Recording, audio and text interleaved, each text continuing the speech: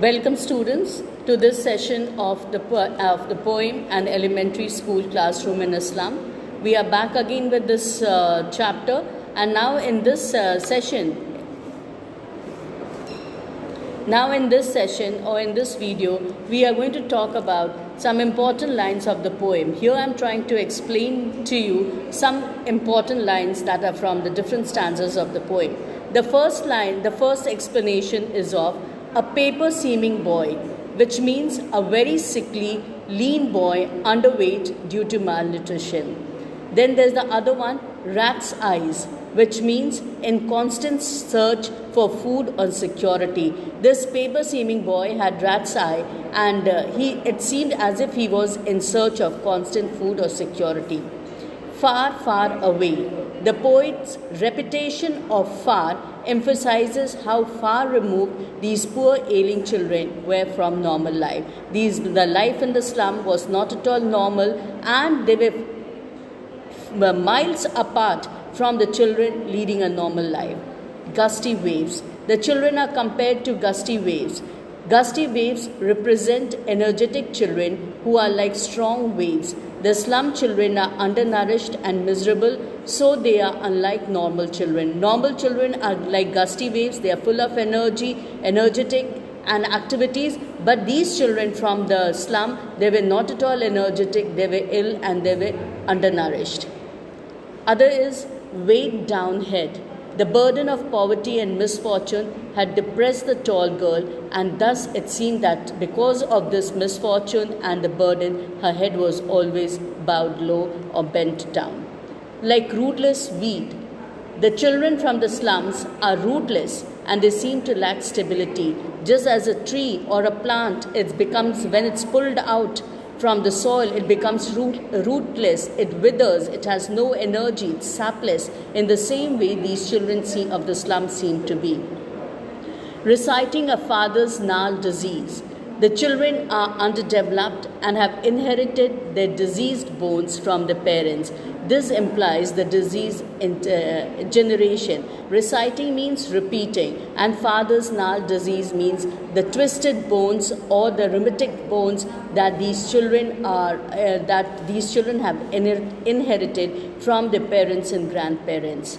In eyes live in a dream. His eyes live in a dream. Mentally, he was far away from the dim classroom. One of the boys sitting on the last bench, he seemed to be though he seemed to be physically better than the rest, but mentally he seemed to be far away from the dim classroom. It also is suggestive of the world of dreams that he lives in. Maybe it suggests that he is mentally ill.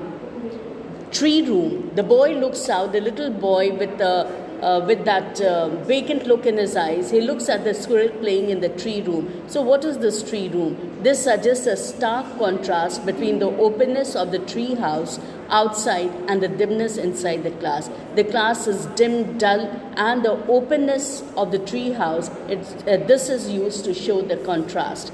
Sour cream wall. The sour cream wall of the classroom are dirty, creamish yellow, and this reflects the despondent look of the students.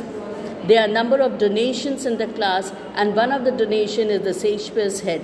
Shakespeare's head signifies beauty and literature. His works have no meaning for these poor children. Now, one of the donation is the Shakespeare's head in the classroom, and the poet calls it to be wicked, that the Shakespeare is wicked. Why? Because the beauty and the literature of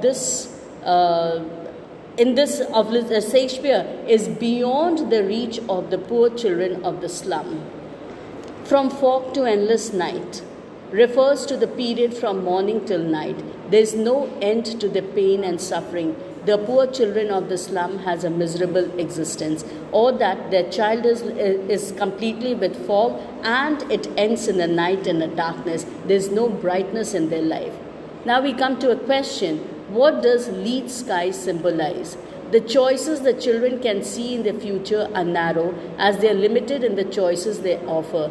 Even the lead sky offers them no flight, and it's sealed with lead. It is dull and dimly lit, and there is no way to fly beyond it. It symbolizes that there is no freedom and they are trapped in this situation. So these children, the slum children, they do not have a chance, they do not get an opportunity to escape out of this slum and to find a new place for them or find new opportunities for them.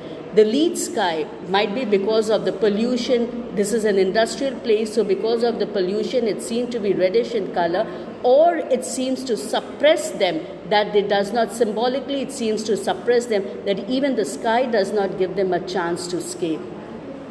The next question, what do cloudless at dawn and civilized doom suggest? This is a poster or a picture that has been donated and has been put in the slum classroom. The cloudless at dawn and civilized doom. So what does cloudless at dawn mean? Cloudless at dawn is a scenery of a cloudless sky with the sun rising. It suggests appreciation and an eye for beauty in nature. A doom of an ancient city building suggests civilization and progress. So cloudless at doom, they are living a life which is full of fogginess, which is full of darkness. And here the picture which they are showing is of the cloudless, a blue sky, a azure sky, and the sun rising there, a new morning for them, a new day for them. But their real life is far removed from it. Now the second one, civilized doom. The civilized doom suggests of civilization and progress. So this picture is showing the progress of the world, of the places on the map, but in their own slum, there is no progress, there is no civilization. Now we come to the next one. Explain Star of Words. Star of Words refers to knowledge. The light that they shine might be tiny, but that is all that these children would need to guide them and uplift them. Sadly, they are far removed from it. So these children just need some kind of a help, some kind of a guiding light, which will help them to come out of this place and will help them to make their life better. And for the coming generation also, the life will be better. What is slag heap? The slag heap refers to the children's thin, dirty and emaciated bodies. They are extremely thin, dirty and unkempt and look barely human. Slag means something which is a waste. So their whole body is considered to be a waste because it is of no use for them and for the society as large. Now, this explains slum as a big doom. This is a simile which the poet has used to convey the dire consequences which these children will face if no changes to the situation are made. The fog will replace with death or doom from which they will. So their future is covered with the doom. The slum has covered their future as a doom, and this slum will end their life. As they were born, they are going to die in the same condition without any change. What are the narrow streets symbolic of? The narrow streets do not lead them to a better future, and these children are removed as can be from the beautiful, enlightened world. The narrow street is symbolic of a restricted life shrouded in desolation. Their life is covered in fog, their life is covered in misery, their life is covered in undernourishment. All these things are there, and all these are the narrow streets of the slum, and these narrow streets promises them nothing. It is symbolic of the life which is covered in desolation and unhappiness.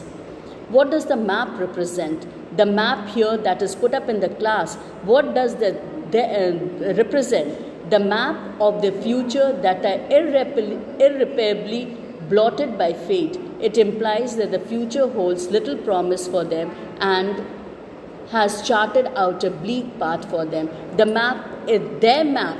What they see, the map of the slum, is very much different from the map that is put on the world map that is put on the walls of the classroom. Why their map is full? It's full of bleakness. It is full of darkness. It is full of fogginess. It is a desolate. It is unhappiness there.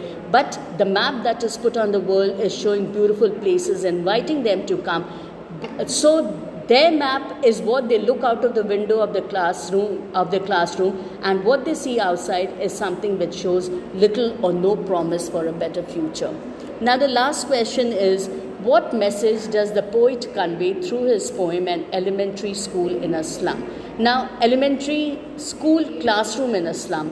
Now, what does the poet Stephen Spender wants to convey in this? He wants to convey the idea of social injustices and class inequality. There's so much of injustices, inequalities in the society, and he wants to bridge them. He tries to convey the message of empathy for the underprivileged, that each one of us should feel for the underprivileged and on a part try to do something. Expressing his concern at the plight of the slum children, he appeals to the governor, visitors and inspectors to provide equal opportunities for education of these children. And he is appealing to the governor and visitors to come and to see this life of these slum children and to change it for better, to give them a proper opportunity, to give them the freedom to move about out of the slum into the open blue sky on the on the Gold Coast, on the gold sand, and to give them proper education so that they can make use of this education to unlock the locks